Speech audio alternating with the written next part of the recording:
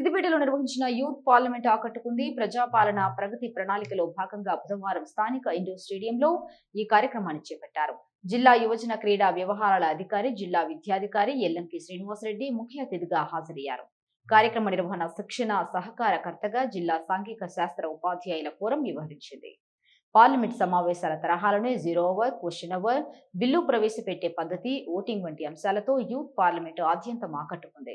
యువతి యువకులు ఇందులో ఉత్సాహంగా పాల్గొన్నారు.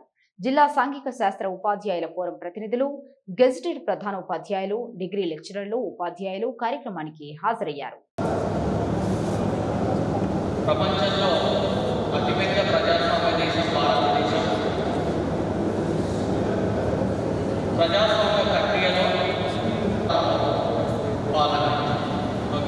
తదుపరి 0 అవర్ ఇవన్నీ కూడా ఈరోజు జరిగే పార్లమెంటు సమావేశంలో జరిగే గౌరవ ప్రధానమంత్రి శిరీష గారిని మాట్లాడవలసిందిగా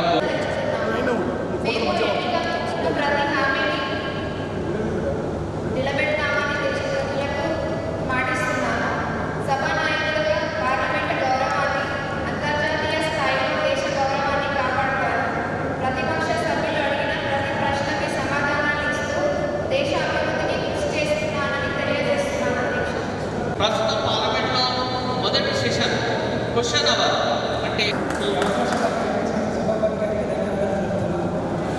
అధ్యక్ష ప్రధానమంత్రి గారి నాయకత్వంలో ఏర్పడిన ప్రభుత్వానికి మా పార్టీ తరఫున మాట్లాడడం శుభాకాంక్షలు తెలియజేస్తున్నాం. ముందస్తుగా ప్రభుత్వం ప్రధానమంత్రి గారు చెప్పినట్టు ఆలోచించిన ప్రతి హామీ నిలబెట్టుకుంటే బాగానే ఉంటుంది.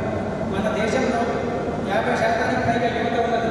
వారు మీపై పెట్టుకున్న ఆశ మీకు ఓటు వేసి గెలిపించారు. యువత ఆకర్షించాల్సిన బాధ్యత వారిపై ఉన్నది. అధ్యక్ష, తమ ప్రజా సమస్యలపై, నియోజకవర్గ సమస్యలపై ప్రశ్నలు సంధించడానికి ఇది తెలియజేసిన మాట. దేశ భవిష్యత్తు చేతిలో ఉంది.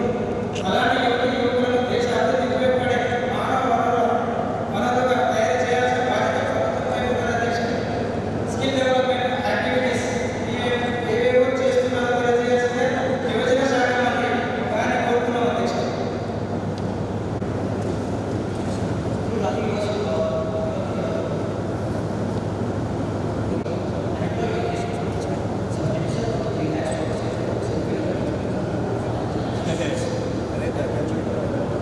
దగ్గర పెట్టుకో, మైక్ దగ్గర పెట్టుకో.